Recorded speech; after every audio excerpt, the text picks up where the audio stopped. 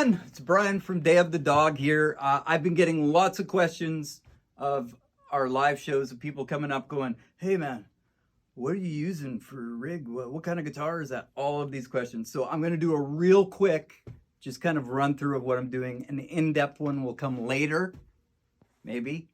And then you guys can write down in the comments whether my rig sucks, or you can come out to our next show and then tell me how awesome it sounds. These are three of a bunch of them that I have. I'm not going to talk a lot about them because I'm always changing what guitars I'm playing.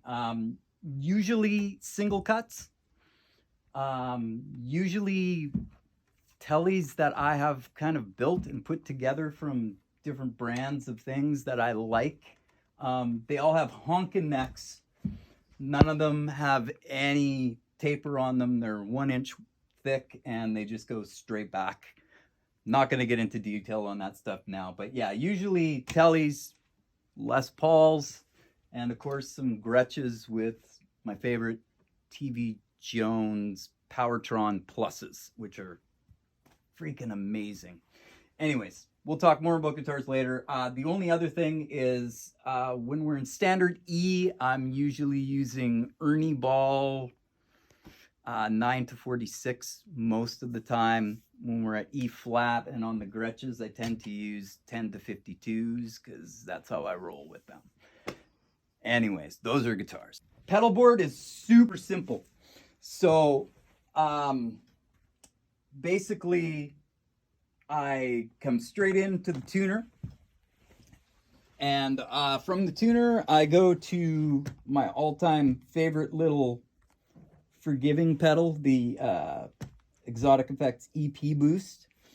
Then I go into the Wizard Leopard Clean Boost, which is a really wicked pedal. Thank you, Rick.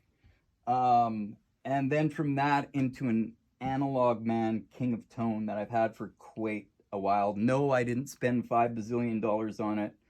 I put myself on the waiting list and forgot about it until my name came up, so it didn't really cost me much more than 250 bucks.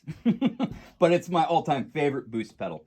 From there, I go straight into an HX Effects. I'm going to get a lot of people going, why are you using digital, blah, blah, blah, blah. I don't care. I don't use a lot. Basically, I use a couple of swirly Univibe and Phase 90 and coarse things. I've got a Scare the Sound Man Gigantor synthy growler thing that I like to do just to annoy people.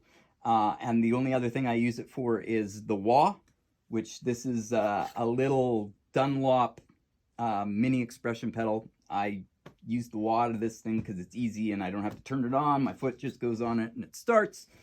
And I use a short delay and a long, louder delay that only goes into 1 amp, which you will see in a minute. Over here is the AB box for my 2 amps, where I can have ABY, I should say. It goes from 1 amp to another, or I can have them both on. And this is a second master volume for one of the amps to make it really loud. But other than that, it's really, really, really simple. It's all on a Temple board, and it gets thrown in the truck, and I forget about it. I love these amplifiers. Yeah, come over here. So this guy down here has been my main amp for, I don't even know how long, a long time. It's a Wizard Modern Classic 2. It's a 50 watt, and it's loud as heck. As you can see, I'm on 1.5, and it will rip your face off.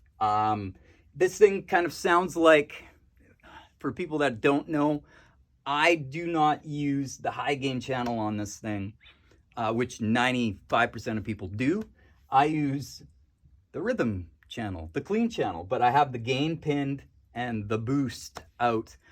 It probably has a little bit less gain for those of you who don't know than like a Marshall JCM 800.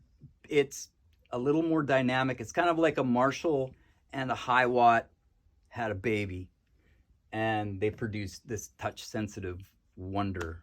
Thank you again, Rick. The second amp, which is stellar, is a Bray.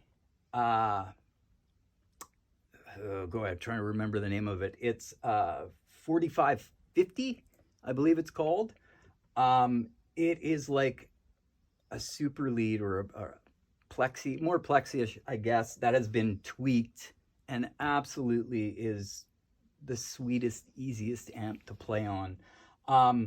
Again, they're internally jumpered, the two channels, and neither one of my sounds has really very much gain on it. I never use a clean sound because that's just not me.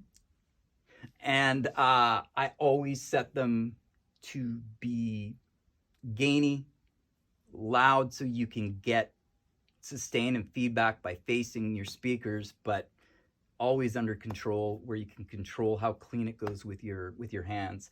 These two amps together are freaking amazing. Right now, I can't see myself wanting to play anything else, but there's companies out there that want to say, hey, try this out. Happy to try.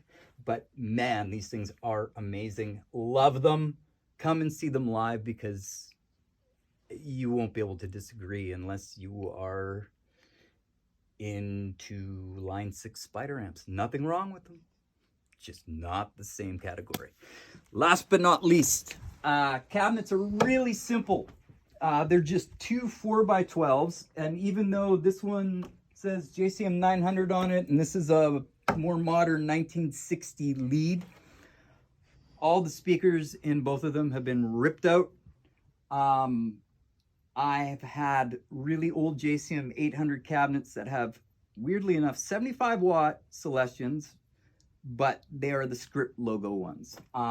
3 of them, top right, top left, and bottom right, are the 75 watts in both cabs. Again, they're the old ones from, I don't know, 80s or something. And then on the bottom left of each one, I have one older vintage 30, which is actually 70 watts.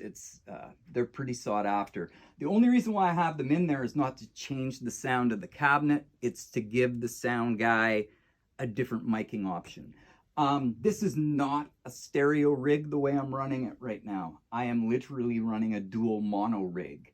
So back over here to the pedal board.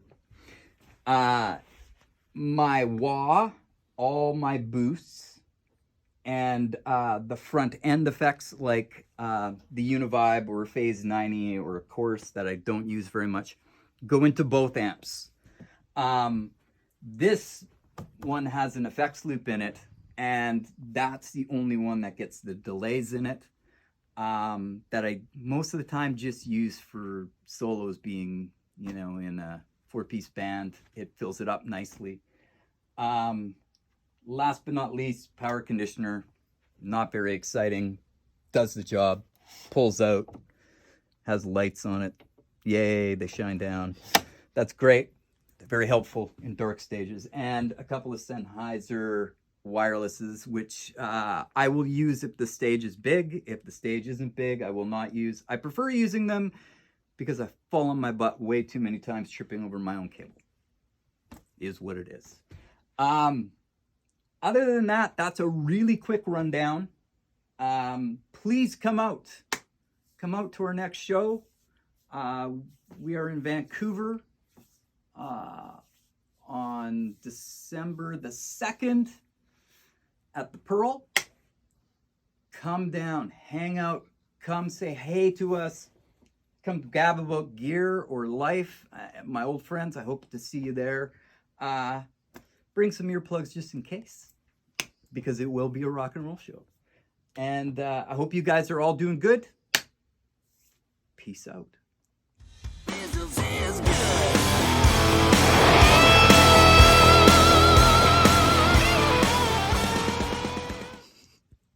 What? Better freaking edit that out.